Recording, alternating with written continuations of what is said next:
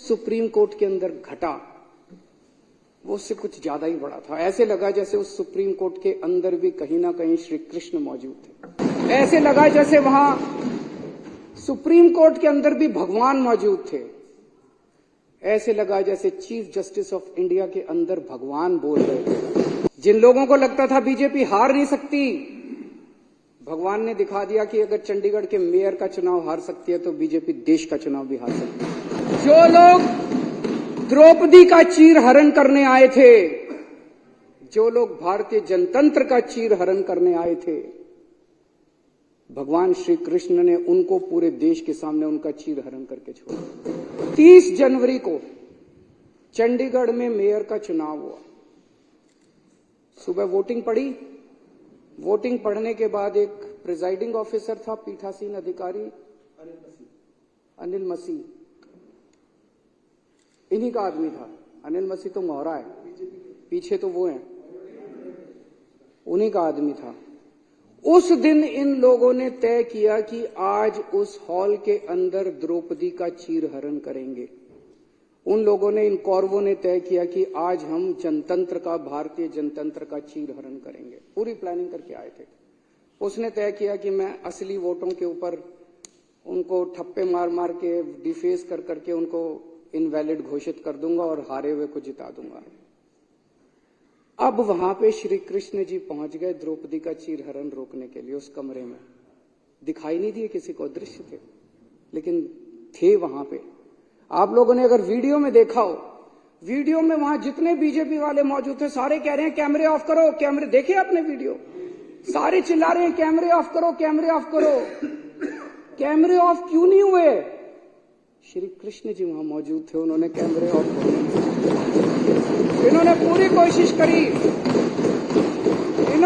कोशिश करी कैमरे ऑफ करने की। उस दिन कैमरे ऑफ नहीं हुए।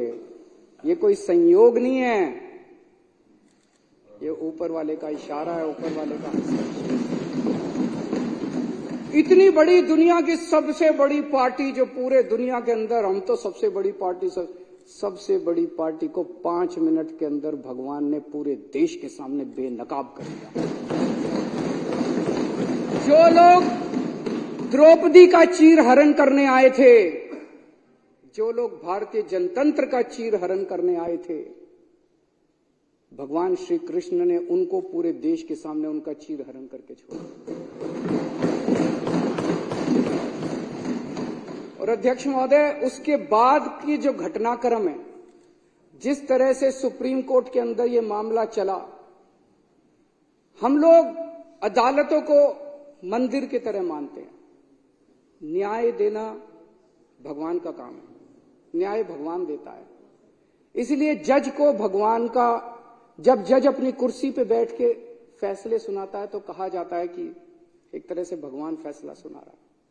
लेकिन कल जो कुछ सुप्रीम कोर्ट के अंदर घटा वो उससे कुछ ज्यादा ही बड़ा था। ऐसे लगा जैसे उस सुप्रीम कोर्ट के अंदर भी कहीं ना कहीं श्री कृष्ण मौजूद थे। ऐसे लगा जैसे वहां सुप्रीम कोर्ट के अंदर भी भगवान मौजूद थे। ऐसे लगा जैसे चीफ जस्टिस ऑफ इंडिया के अंदर भगवान बोल रहे थे। ऐसे लगा जैसे चीफ जस्टिस ऑफ इंडिया के जुबान के ऊपर भगवान बैठे हुए थे, भगवान उनके जरिए बोल रहे थे। तो ये जो कल पूरा घटनाक्रम हुआ वो ये दिखाता है कि अब हम, सबसे पहले तो सुप्रीम कोर्ट का बहुत बहुत शुक्रिया, इस सदन के माध्यम से हम इस सदन के माध्यम से सुप्रीम कोर्ट का शुक्रिया अदा करना चाहते हैं। उस पूरी बेंच का शुक्रिया अदा करना चाहते हैं। खासकर चीफ जस्टिस ऑफ इंडिया का शुक्रिया अदा करना चाहते हैं, जिन्होंने इतने कठिन समय के अंदर हमारे देश को, जनतंत्र को बचाने का काम किया। आज पूरे देश के सामने भगवान ने बेनकाब करके एक साफ साफ मैसेज दे दिया। भगवान ने, बीजेपी चुनाव जीतती नहीं है, बीजेपी चुनाव चोरी करती है। पूरे देश के सामने सबने वीडियो देखा है, सबने किस तरह से सुप्रीम कोर्ट का आदेश सुना है, सबने पूरे पिछले 1 महीने के घटनाक्रम ने पूरे देश के सामने इस पार्टी का चीर हरण करके छोड़ दिया कि बीजेपी चुनाव जीतती नहीं है, बीजेपी चुनाव चोरी करती है। ये कोई संयोग नहीं है कि एक छोटा सा चुनाव, चंडीगढ़ के मेयर का चुनाव क्या होता है, कुछ भी नहीं होता। हमने तो ऐसे सोचा था उस दिन कि ऐसे ही हो जाएगा। हमें तो एक छोटे से चुनाव ने पूरे देश के अंदर सारे देश को हिला दिया। कुछ ना कुछ तो भगवान बताने की कोशिश कर रहे हैं, संदेश देने की कोशिश कर रहे हैं। तो भगवान का संदेश है, मैं आ गया हूं।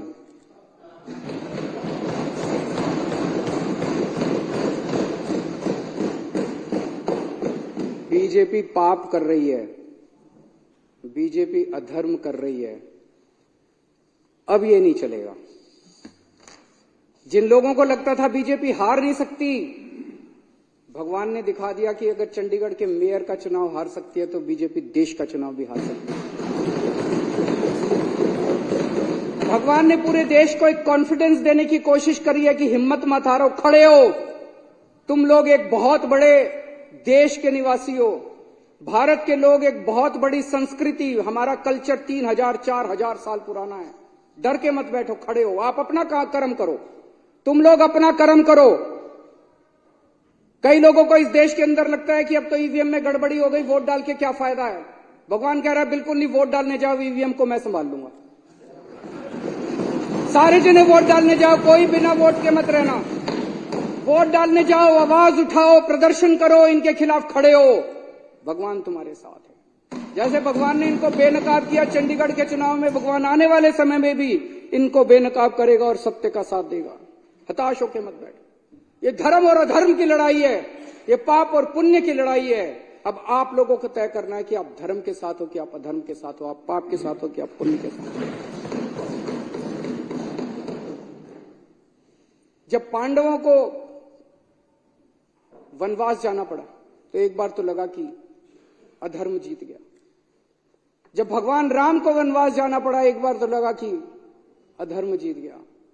जब दुर्योधन का राज्य आया, जब कंस का राज्य आया, जब रावण की अति हुई तो एक बार तो लगा कि अधर्म जीत गया, लेकिन अंत में तो धर्म जीता। आज भी जब चारों तरफ बीजेपी का अधर्म फैला हुआ है तो एक बार लगता है कि अधर्म जीत गया। ऐसे लगता है ना कई बार, ये तो हार ही नहीं रहे जी, ये तो एक बार लगता है धर्म जीत गया, लेकिन धर्म जीतेगा, अंत में धर्म जीतेगा। जो जो धर्म के साथ हैं, जो जो देशभक्त हैं, जो जो पुण्य के साथ हैं, जो जो लोग भगवान राम के भक्त हैं, जो जो शिव जी के भक्त हैं, जो जो हनुमान जी के भक्त हैं, जो जो श्री कृष्ण के भक्त हैं, वो देश के साथ हैं और बीजेपी के खिलाफ हैं। जी न्यूज़।